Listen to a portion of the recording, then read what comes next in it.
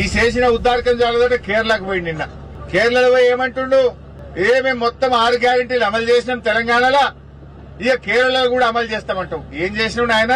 SC ఎస్టీలకు పట్టాలు ఇచ్చినావు, ఎస్సీ ఎస్టీ డిక్లరేషన్ అమలు చేసినావు, రైతు డిక్లరేషన్ అమలు చేసినావా, మహిళలకు మహాలక్ష్మి 2500 ఇచ్చినవా, అవ్వా తాతలకు 4000 పెన్షన్ ఇచ్చినవా, రుణమాఫీ పూర్తి చేసినవా, 15,000 రైతు బంధు ఇచ్చినవా, తులం బంగారం ఇచ్చినవా, ఆడపిల్లలకు స్కూటీలు ఇచ్చినవా, జర్నలిస్టులకు అక్రిడేషన్ కార్డు ఇచ్చే తెలివి కూడా అయిపోయాయి నీకు. ఇంకా పోయి కేరళలో పోయి ఎందో మాట్లాడుతుండు.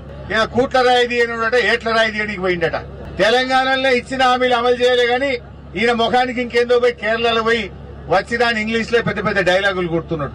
ఎట్లా ఉందంటే ఇంట్లో ఈగల మోత అంటే అదేంది కేరళ పోయి పల్లకిలు మోస్తున్నాడు.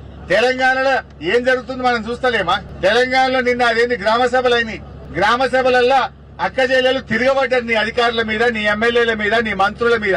ఏమైంది 4,000 పింఛనని అవ్వా తాతలు గ్రామ సభల్లో నిలదీసిండు నిన్ను. ఇప్పుడు ఇంట్లో ఈగల మోతుంటే కేరళ పోయిన పల్లకిలు మోస్తుండు. నీ ఇల్లే చక్కగా లేదు, ఇక్కడ ఇచ్చిన 6 గ్యారెంటీలు అమలే చేయలేదు.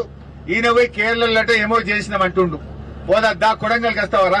కొడంగల్ ఏ ఊరు కోదామో చెప్పు. 100% రుణమాఫీ అయిన ఊరు ఉందా కొడంగల్లో? ఏ ఊరు కోదామో రా రేవంత్ రెడ్డి. నీ కొడంగల్లో కూర్చొని మాట్లాడుతున్నా, నీ కొడంగల్కేలే మాట్లాడుతున్నా, నేను ఎక్కడి నుంచో మాట్లాడతలేను. ఏ ఊర్లో పోయినా ఏ తండాలో పోయినా రుణమాఫీ కాని రైతులు బాధపడతా ఉన్నారు. రైతు బంధు 3 పంటలకు ఎగ్గొట్టిండు, రుణమాఫీ పావులో చేసి భార్య ఎగ్గొట్టిండు అని గూగుల్ చూపియదా రేవంత్ రెడ్డి? నువ్వు పోయి కేరళలో చెప్తే నిన్ను నమ్ముతారనుకున్నావు. నువ్వు మహారాష్ట్ర పోయినావు, ఆడ కాంగ్రెస్ ఓడిపోయింది.